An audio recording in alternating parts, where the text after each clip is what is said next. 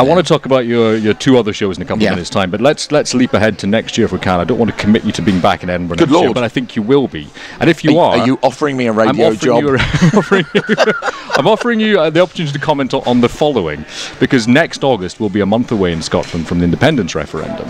Is that something you're obviously very politically engaged and interested? Is it on your radar at all as someone who's not based in Scotland? I think it's. I mean, it's going to be it's going to be a massive thing. I just think for the whole country. You know, it's just the view of the English of Scotland as our it's like a. People say treat like a neighbour. I think of Scotland more as like a relative who lives in the house with you, who sometimes you don't get on with, like an angry uncle. This is why I think, because Ronnie Wood and Keith Richards love hanging out with comedians. They used to hang out with Peter Cook and Dudley Moore and Dan Aykroyd and John Belushi. And I think comedians and musicians, it's rhythm, it's callbacks, it's improvisation, and I think. Is that the attraction of Buzzcocks to you as opposed to any other panel? I think it's just, and also because I became a performer through the world of music, supporting bands and things, working with the House Martins, Weller and Bragg and what have you. So I worked in the music business for 5 years as well, So that was I've always loved me. That's what I wish I'd done ultimately. Well, I mean, there's no musical endeavour that you'll ever take part in which will top you and Simon Amstel singing No Air. or miming it at least. Karaoke night ever. We start, as we mean to go on, by looking for happiness, the company of Gyles Brandreth. Your show, Gyles, is on at the Pleasance 1 until the end of the run. Your search for happiness, I was going to say continues, but from what you said a few minutes ago, you've pretty much found it, and this show is about revealing what you've learned. Yeah. It's called Looking for Happiness, and it's a journey to find these 7 secrets of happiness. And what's interesting about these 7 secrets that I worked on with Anthony Eclair is that they work whoever you are. Gay, straight, fat, thin, ugly, pretty. Interestingly, I thought very beautiful people would be particularly happy. It turns out they're not. Human beings find extremes difficult to cope with. Marilyn Monroe was not very happy, which is intriguing. So it's about who gets to be happy and how. And along the way, I tell a few stories that I hope are amusing, and I take some interesting examples. I wonder if the part of your career which interests me the most, actually, is the one that has generated the most potential happiness for you, which was your time as an MP that we touched on a few minutes ago. Now, we've spoken about this before, and the book that you wrote, which you shouldn't have done because you were a whip in the government, in the Conservative government, and the one thing that whips aren't supposed to do is to write diaries about their time. Of course, you did this, and it's a fantastically indiscreet book. It's called Breaking the Code, I think, was it? Well remembered, it is called Breaking the Code, and you're right, it was the happiest time of my life. I felt when I was there that I was a leaf on a tree. I had a place that I belonged. It was a very close community, being a government whip, and you feel the work you're doing is useful, it's exciting, it's rewarding. And it was actually losing that job that in a sense provoked me to start on this journey. Talking of family, as you did a couple of minutes ago, your son Bennett performed a show. Was it 2 years ago that Bennett I know. 2 years. I know, which means it's 3 years since I've seen you. Well, God, you are sharp. I mean, given the drugs you're on, it's amazing. I have to say that interviewing Bennett was, in many ways, a very fine temporary replacement for you. It didn't feel... People often say to me, your son is actually, he's the nice version of you. He's exactly like you. I was going to say younger, but happier maybe. Younger, happier, without the jumpers, without the heritage, and he's having children now, so he's very, very happy. He's loving having And this makes you happy. It does. Well, interestingly, family does make you happy. I think it's a fascinating sort of device, really, to use to display the difference, I guess, between the two cities in a way. Because the way the motorway interacts with both cities is very different. In Edinburgh, it comes up to the edge of the city but never actually touches it. In Glasgow, of course, it goes all the way through. It goes all the way through, and I think that was part of the problem, is that it sliced the city in half, and therefore it became a kind of really unusual thing. And it was, David had the inspiration that councillors had gone out to LA in the 50s, had seen the freeway and came back, and then we had the M8. And so, I mean, he deals with Glasgow in a very descriptive, and its characters in a very descriptive way, but it's also set against the backdrop of the art world, which, because we have the Glasgow School of Art, obviously we have produced incredible artists over the years, and they themselves have an extraordinary story. So it felt like as if we had found the marriage of both the art world and Glasgow, and how they connect, and the gangland side of Glasgow and how it's been legitimised, and how the gangland actually are very, very drawn to art. which is quite that's something I might not have thought about up until. No, that's a connection which, if it hadn't been explicitly drawn in that way, I probably wouldn't have thought about it. You might not have thought. I think people are scared of art. I don't know about you. I love art. I love speaking to artists. I like to hear about how they create their work. But a lot of people are really apprehensive because it might not suit their sofa. It might not be the right colour for their walls. And so they tend to have quite a kind of... they worry whether or not they're going to have a good opinion about it, or if it's the right opinion, exactly, or if it's an intelligent opinion. I remember actually when I was at school, I can't draw or paint to save myself, but I was always interested in art, and I wanted to pass a specific qualification in art, which I wasn't able to do by virtue of my lack of drawing talent and painting talent. But I was able to scrape it together by writing a piece. I got 20% of the grade or something in terms of writing about the history of art, and I very quickly realised that you can write almost anything about art.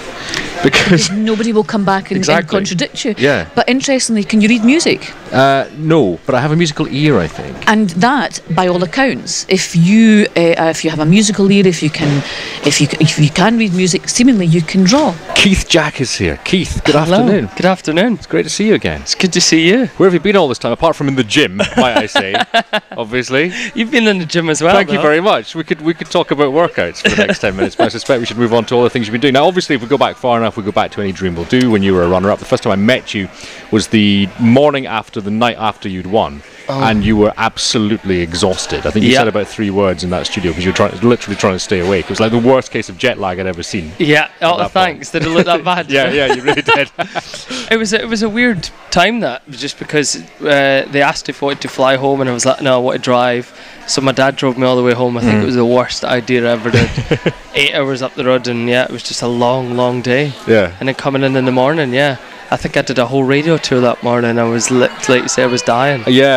I mean, you were in our studios, so we got to see you face to face. I think the other interviews you might have done, for people who don't know, might have been what we call down the line. You wouldn't have seen the person you were speaking to, and they wouldn't have seen just how tired you actually were. Do I look better today? Yeah, I'm delighted to. The bags have definitely left your eyes, good. Keith, which is good news. So, what is funny about turning that particular age or getting older? Because I'm still coming to terms with it myself. I still have some difficulty with it. He said wearing an Abercrombie and Fitch t-shirt at the age of 40. Yeah. But what? I'm wearing a Pearl Jam hoodie. For God's sake. Hoodie. That's also very true.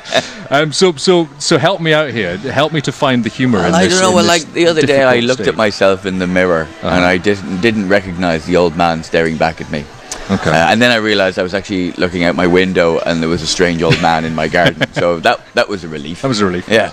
No, but it's not so bad. I've been reading up on the process of ageing, and one of the things that apparently you need to look out for when you hit 40 is you'll start to lose muscle definition.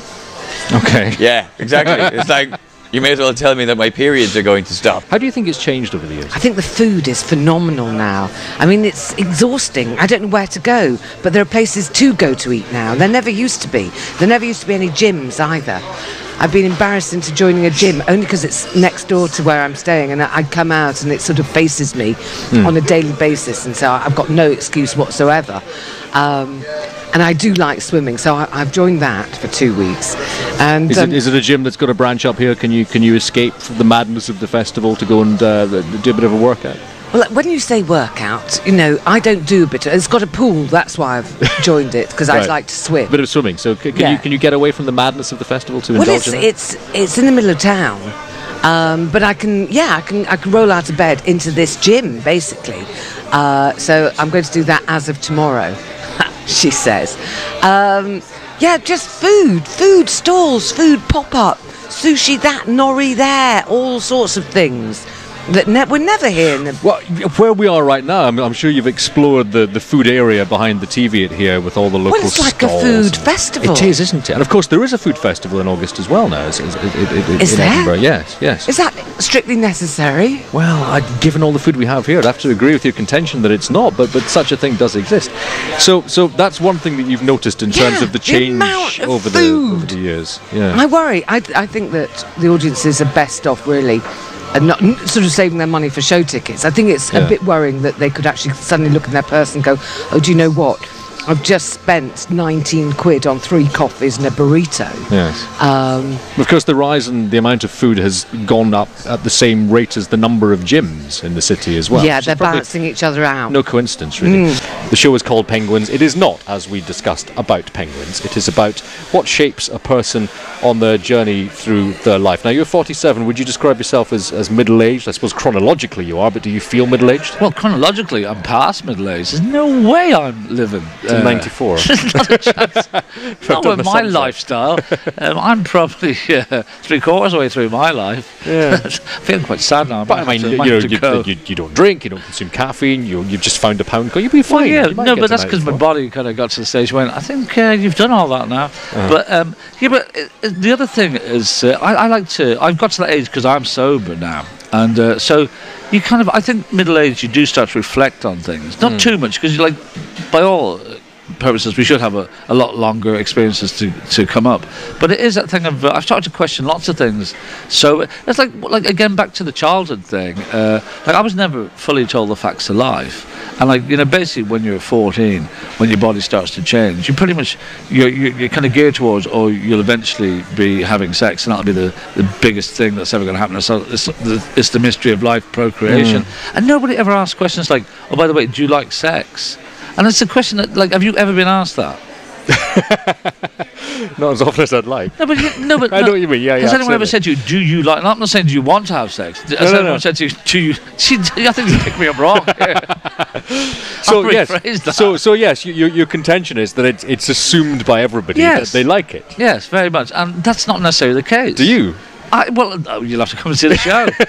Regardless of your opinion, whether I know or I don't know or a yes, it'll be a good discussion. It's an interesting show in a sense because I think for a lot of people that aren't fully familiar, perhaps in the rest of the country, with the Edinburgh Festival and Fringe, the idea that it can, as a kind of umbrella concept, encapsulate so many different things. So there is, for example, a politics festival as well that takes place. It's fantastic, and I met Ian McWhirter and I was just seeing God Bless Liz Lockhead at the Assembly Rooms, which I have to say is fantastic, with my dear pal Andy Gray in it, and also hilarious. on the show with Mr. Grant Stott. Indeed. Tomorrow, I think. Tomorrow. I've just left him. Very, very funny.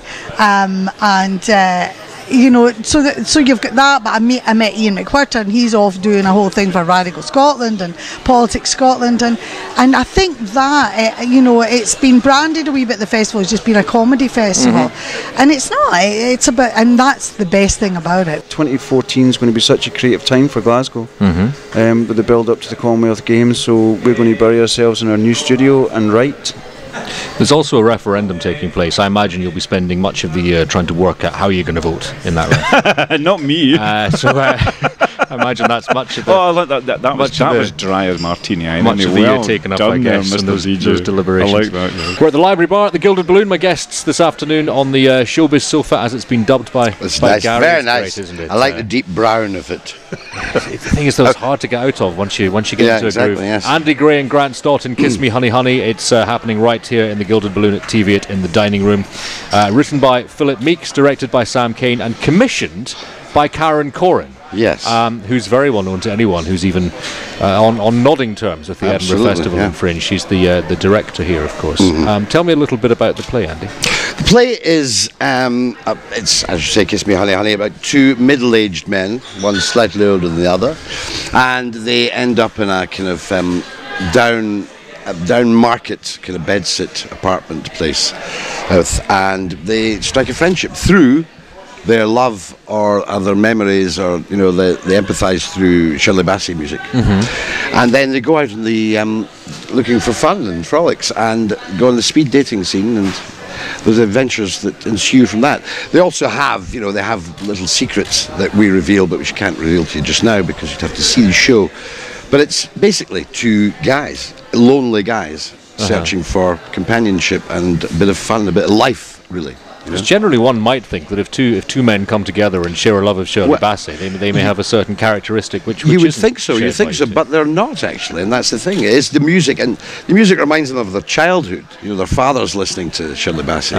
Shirley Bassey is daring and decadent, and there's all that. So that's the refreshing angle to the show. It's something we both, I grew up in the 70s as well, and I grew up remember in the 60s. Well, she was still around in the 60s. Yeah, she was And you know, I grew up with Shirley Bassey in the house, although it was my mum that was a massive fan. But Shirley Bassey was in your house? her albums. All right, right. Sneers, damn it. That was a proud showbiz boast, wasn't it? That was Shirley Bassey was in my house. I was a party at Hogmanay. Gosh, could we She never shut shut up. Oh, for goodness sake. Goldfinger 3 times. Shut up, Shirley. The festival wellies, dragging the mud all over the carpet.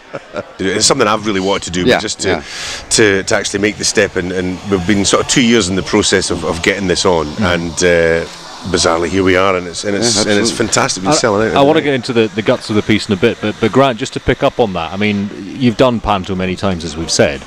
Did it feel like a scary thing was about to happen to you? It is absolutely probably the scariest thing I've ever done. Yeah, but you had a real countdown, didn't you? I mean, months when we started talking about the scripts and working on the drafts and things at the beginning of the year, you were kind of going, "Oh, there's 6 months to go, 5 months, 4 months." It was the sort of thing that we're going to do the Fringe and we're going to do a play and it's going to be this and it's going to be that, and then as it got closer and scripts started to arrive, it began to sink in. We're with Ian Lavender making his Fringe debut at the Assembly Rooms this year in The Shawshank Redemption. Ian, before you go, I just quickly want to touch on the whole Dad's Army thing, because we can't let the conversation go past without us You could. making that reference. But you were Pike, of course, in Dad's Army. Yeah. And I think I'm right in saying that was the line "Don't tell him Pike" not voted as the most memorable or the most funny of any sitcom ever in the last few years? I don't know if it was certainly in the funniest. I voted in the funniest moments. Yeah. Whether I don't know specifically a line, because the other two, which are I think wonderful, are from Only Fools and Horses, the chandelier dropping, and David going for the open bar, which have no lines in at all. But yes, happily up in those three certainly. And would you rather have spoken the line than been the subject of it? No, I don't want that responsibility.